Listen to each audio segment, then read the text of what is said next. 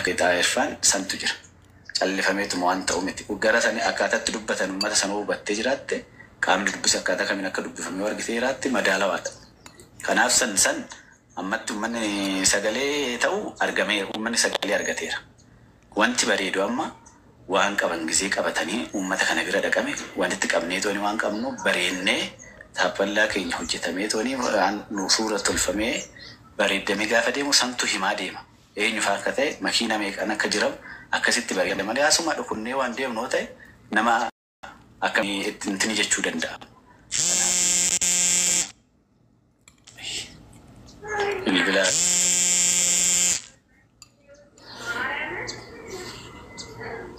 ifama bilbila gidduudhaan jeeqaa jira bilbila kana irra akkanna. Kanaaf gara akshinitti akkuma jedhame kana akshinitti galamee tooni dheengaddas waa'ee kanaa haasa'ameera. Kaleessas waa'ee kanaa haasa'ameera.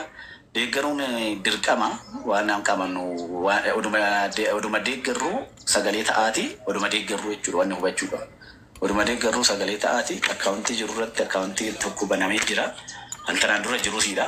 Isuma san irratti walitti qabamee tooni namni mana kanaa akkaawuntii sana akkaataa kontiroolitti godhu guyyaa guyyaa riippoortiin akka nu dhiyeessinu akka godhamu jedhaan. Nama dhuunfaa nama sadi'iin kan kana amma waan chaalenjii baay'ee qaba. Amma dhowwaamaadhas waan akkasii kan kanarra deemurra manuma kanaa wanni jirutti walirratti qabamee tooni kan xalayaan barreeffame ni jira. Baankiidhaafis dhiibamee tooni akka socho'anne godhameera. Isa irratti walitti qabamee amma nama baarakitti walitti qabame hamma kana. Kinoo jedhamee tooni abaluu liistiin namoota warri galchitanis warri biyya alaa keessa jirtan tana dura wanni chaalenjii nu godhe kan asitti waa dagalu kan baraati kan achitti immoo nama lamaa sadii walitti ta'aniiti qarshii walitti fidu nama tokko asitti galcha asitti kan galchisan gaafa gadi baasnee abaluu ka jedhamu eenyu galchi gaafa jedhu ofii isaaniitiif ganaan liistii baasan ana abaluu ammana san liistii qabannee nama galche hundumaayyuu faayilirra galfannee jirra nuti tanaan duraa jechuudha. Maqaa nama galcheetiin riippoortii tanaan dura dhiyeessin irras immoo hin jira.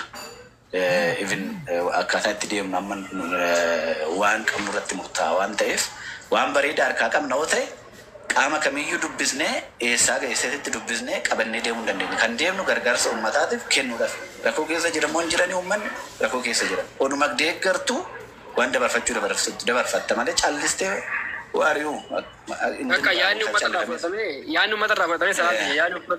irraa fudhatame akkaawunti amma jiru kan irratti gargaarsi harruma gara ladootti fuufee gaariidha akka gootti. Qaxaroo qabooduu hin taane beellama qabooduu hin taane oduu harruma yaadatti fuufee gaariidha.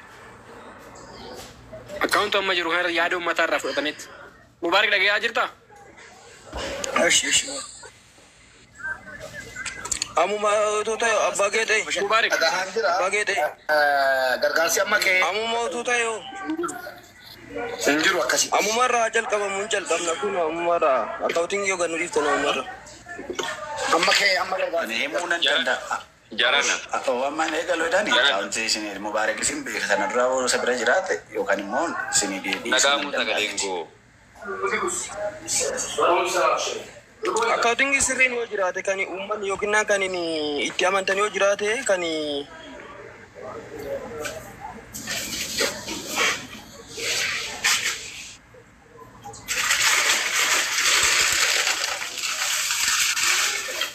beekamoo jiraata kan galchaa warri asirra ani magaalaa baatuun irraa dubbachaa jira.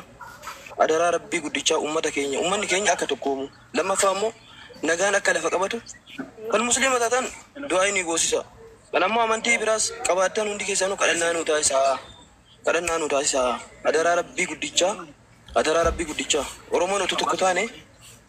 Oromoon otoo tokko taane wanni akkana kun har'a citee nutti hin seenu. Adaraa rabbii guddichaa kan kana caaluu ni jira hin baane malee Oromoon keenya ofii isaatiyyuu wal nyaachaa jira. Rabbii guddicha sodaadhaati. Kadhannaan du'aayin adeemsifamu bakka jirtanitti deemaatee abbootii amantii biratti kan musliima taate gara masgidaatti itti nuuyyaa kan kiristaana taate gara itti kiristaanaatti kun ammoo gara cherchitti kun ammoo kan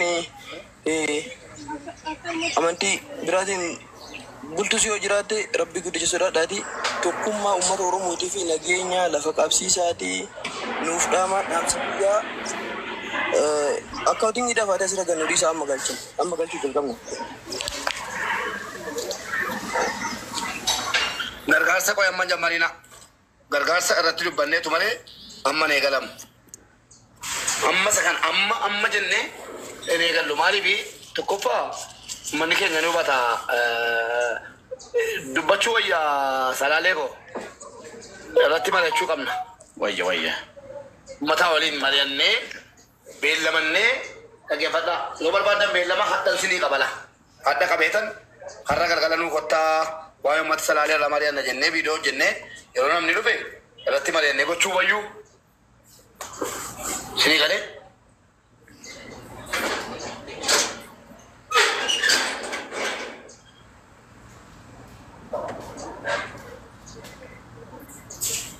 sini gale na maje chiko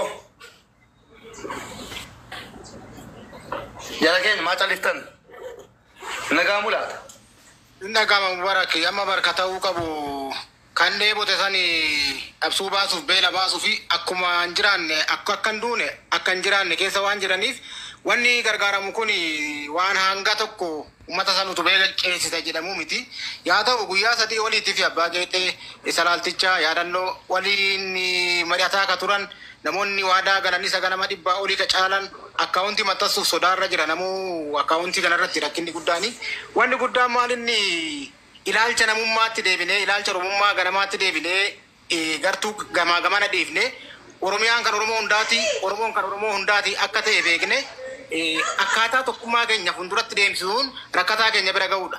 Nama rakkate san bira gahanii rakkina keessaa baasuuf qofa osoo hin taane akkuma jiraata san taasisuudha. Itti gaafatamummaa seenaa jalaallee naman baasu waan taateef waa'een gargaarsaa kun namni baay'een gargaarsa gaafa jedhan kan tana dura bade kan tana dura tole kan kana dura miidhame akkatti maallaqni maal nyaatame sanii miti. Amma kan rakkate kun bar nama du'e awwaallachuu dadhabee nama qabeenya dhabee buqqa'ee dubartii badeetti dahaa jira haadha teenyatti qullaa jira kan uffatu uffataan bira geenyaa kan nyaata dhabe san yeroodhaaf wanti kun tuurama malee akka qajeelfamni gama mootummaatii fi miti mootummaatiin dhaabbilee gargaarsa gara garaatiin wal bira dhaabatutti wanni kun akka sanittuu haa dhaqqabamuudha. Ammatti maallaqa takka hundi irratti funaannama malee akkamitti deemnaa hagamiin deemnaa tartiiba kamiin deemaa eenyutu qabee deemaa yaadachuun mari'achuu barbaachisa. Yaa ta'u jalatti immoo maallaqa gara akkaawuntii beekamtii qabu irratti to'annoon irratti godhamee yoo guurrame gaafa kaan abbaan amantii biyya keessa jiru amantiin qaba jedhu namni abbaa amantii ta'ee akka biyyaatti garuu biyya amantiilee garagaraa qabdi abboota garagaraa qabdi hayyoota garagaraa qabdi wal dhagahee namoota akkasii irratti affeeraatti deemuu barbaachisa. Eenyutu itti gaafatamummaa fudhatee waan kana walitti qaba gaafa jenne namuu callisaa jira jechuudha. Akka miidiyaalee biyyattiitti akka nama argaa dhageettii hedduutti akka abbootii amantii hedduutti akka ibsa mootummaa tokkoon jirratti kanarra dhaabannee gaafa haasofnu kun ulfaata baay'ee ulfaata akka ammati jette achi dhaqanii gaafatanii deebuudhaaf riiskii akkamii akka qabu warra keessa jiru beeka warra waa hunda argaa jiru beeka ifin achi dhattee galuu dhiisii magaalaa xiqqaa keessa akkamitti akka baatee galu namatu beeka jechuudha in ulfaata ammatti qaama mootummaa waliin hidhata godhatame wanni mari'atamu kun maaliif kun ta'ee miti waan ta'e kanarratti maatii keenya harmee keenya rakkoo keessa jira rakkina kana keessatti immoo namni keenya nu biratti beela'uun qabu isa du'e san seenanaa gaafatu itti deemnee immoo gumaan akkaataa itti baafatamu oromootu beeka akka itti deemu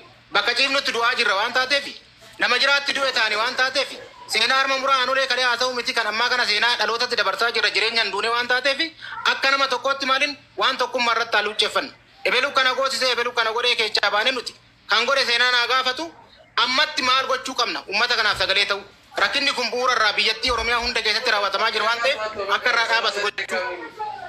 Okay.